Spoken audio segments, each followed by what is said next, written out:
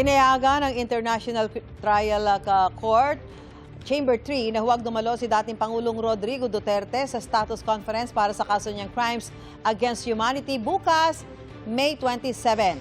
Inutusan ng trial chamber ang defense team na isumite ang pinirmahan ng dating Pangulo para i-waive ang kanyang karapatang dumalo.